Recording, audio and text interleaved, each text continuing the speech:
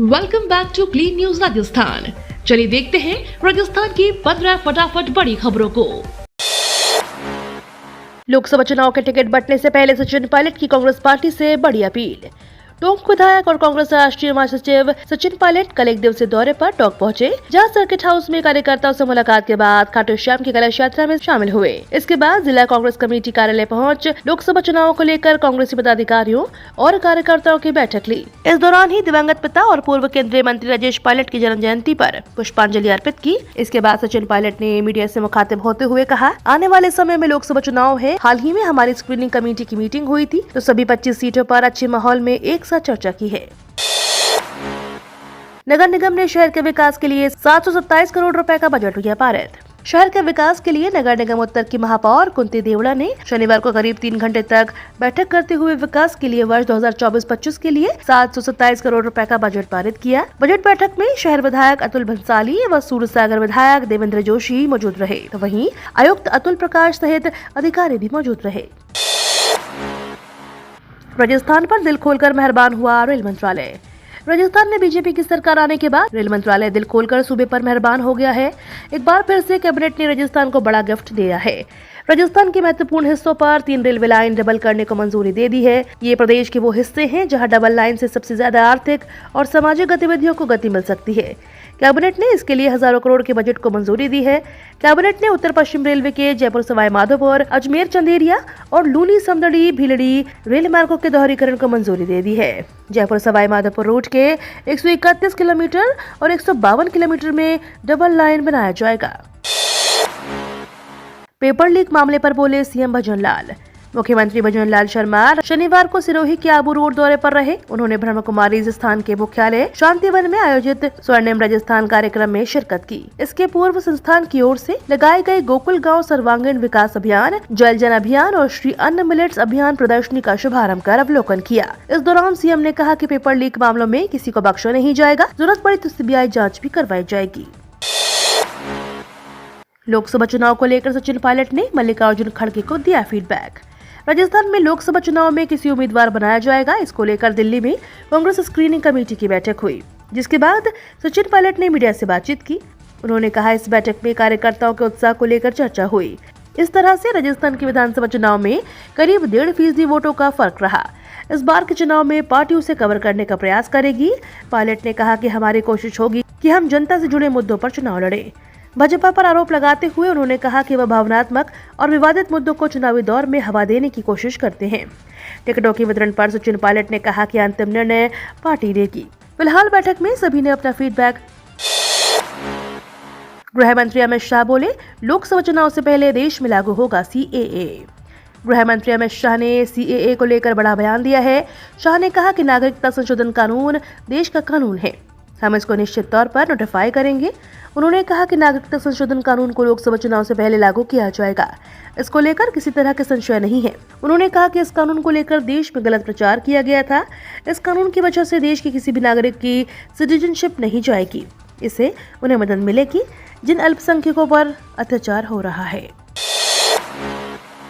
PHED परियोजनाओं की monitoring के लिए अफसर नियुक्त। मुख्य अभियंता और अतिरिक्त मुख्य अभियंता स्तर के अफसर अब फील्ड में जाकर मॉनिटरिंग करेंगे। गांव, शहरी पेयजल परियोजनाओं सहित अन्य कार्यों की गुणवत्ता जांच और मॉनिटरिंग अब फील्ड में जाकर करेंगे। ये अधिकारी जिलों और मुख्यालय के बीच समन्वय करेंगे ताकि फील्ड में आ रही समस्याओं का समय पर निदान हो सके। जलदाय मंत्री कन्हैयालाल चौधरी के निर्देशों के बाद विभाग ने इस संबंध में आदेश जारी कर दिए हैं। पेट्रोल और डीजल के नए दाम जारी। फरवरी के 10वें दिन यानी 10 फरवरी 2024 के लिए पेट्रोल और डीजल की नई कीमतें जारी की गयी। कच्चे तेल के अंतर्राष्ट्रीय मूल्यों के आधार पर भारत में ईंधन के मूल्यों में संशोधन किया गया है। इसके पश्चात पेट्रोल और डीजल की नई दरें जारी की जाती हैं। इस संबंध में राष्ट्रीय स्तर पर पेट्रोल और डीजल की मूल्य में कोई परिवर्तन नहीं किया गया है। कल राजस्थान में पेट्रोल के दाम 108 रुपए प्रति लीटर, जबकि डीजल के दाम 93 रुपए प्रति लीटर थे। पंजाब नेशनल बैंक में ऑफिसर बनने का बढ़िया मौका। पंजाब नेशनल बैंक की नौकरी हर किसी की पसंदीदा नौकरियों में से एक माना जाता है। पीएनबी ने स्पेशलिस्ट ऑफिसर के रिक्त पदों पर भर्तियां निकाली है। जो भी इन पदों के लिए आवेदन करना चाहते हैं वे पीएनबी की आधिकारिक वेबसाइट पर जाकर अप्लाई कर सकते हैं। इसके लिए नोटिफिकेशन भी जारी कर दिया गया है। इन पदों के लिए आवेदन प्रक्रिया शुरू हो चुकी है। भर्ती 2024 के तहत कुल 1025 पदों पर बहाली की जाएगी। उम्मीदवार जो भी इन पदों के लिए आवेदन करना चाहते हैं 7 फरवरी 2024 से 25 फरवरी तक अप्लाई कर सकते हैं। मनरेगा मजदूरों के लिए जरूरी खबर, अब कोई नहीं कर पाएगा आपके साथ फर्जीवाड़ा। मनरेगा में मजदूरों को भुगतान के नाम पर अब फर्जीवाड़ा नहीं हो सकेगा। मनरेगा में मजदूरों के नाम गलत भुगतान उठाने पर और फर्जीवाड़ा करने पर लगाम लगाने के लिए अब केंद्र सरकार ने मजदूरों को जॉब कार्ड को ABPS यानी आधार बेस्ड पेमेंट सिस्टम प्रक्रिया से जोड़ दिया है। इस प्रक्रिया से जुड़ने के बाद अब मनरेगा मजदूरों को भुगतान सीधे उनके बैंक खातों में मिलेगा। भुगतान के नाम पर कोई भी फर्जीवाड़ा अब किसी स्तर पर नहीं हो सकेगा। इंटरनेशनल फिल्म फेस्टिवल 2024 का आगाज। राजधानी जयपुर में इंटरनेशनल फिल्म फेस्टिवल 2024 का आगाज हो गया है। फिल्म फेस्टिवल में हिंदी, बंगाली, नेपाली, मलयालम, जर्मन सहित अन्य भाषाओं की 15 फिल्मों की स्क्रीनिंग होगी। फिल्म फेस्टिवल का मुख्य केंद्र अनेकता में एकता का उत्सव मनाकर लोगों को सशक्त बनाना और समग्र कल्याण को बढ़ाना है। पद्मश्री, कालबेलिया नृत्यांगना गुलाबों समेत कई जाने मानी हस्तियां शनिवार को फिल्म फेस्टिवल के शुभारंभ समारोह में शामिल हुई। राजस्थान में हफ्ते भर के अंदर 4 डिग्री चढ़ जाएगा पारा। मौसम विभाग के मुताबिक राजस्थान में अगले कुछ दिनों में तापमान बढ़ने के आसार हैं। राज्य में अगले एक हफ्ते तक मौसम के मुख्यतः शुष्क रहने की संभावना है। हालांकि 13-14 फरवरी को एक कमजोर पश्चिमी विक्षोभ के प्रभाव से आंशिक बादल छाए रहने की संभावना है, लेकिन 14 फरवरी तक ठंड काफी हद तक कम हो सकती है। IMD के मुताबिक आगामी दिनों में न्यूनतम अधिकतम तापमान में 2 से 3 डिग्री बढ़ोतरी होने की प्रबल संभावना है। अधिकांश भागों में न्यूनतम तापमान 4 डिग्री सेल्सियस से ऊपर दर्ज होने से पाला जमने की संभावना कम है। ऐसे में अधिकतम और न्यूनतम तापमान में बढ़ोतरी के चलते अगले कुछ दिनों में राजस्थान का मौसम बहुत तेजी से बदलने वाला है। सम्मान निधि योजना में और जुड़ेंगे देश के 76 लाख किसान। PM किसान सम्मान निधि के तहत चिन्हित देश भर के 76 लाख किसानों को योजना का लाभ दिलाने के लिए उनकी EKYC कराई जाएगी। ये EKYC 12 से 21 फरवरी तक विशेष अभियान चलाकर पूरी की जाएगी। मार्च में अगली किश्त से पहले गाँव में शिविर लगाकर इसे पूरा किया जाएगा। किसान कल्याण मंत्रालय ने सभी राज्यों को पत्र लिखकर 10 दिनों के भीतर EKYC कराने के निर्देश दिए हैं। फिलहाल 11 करोड़ किसान योजना का लाभ उठा रहे हैं।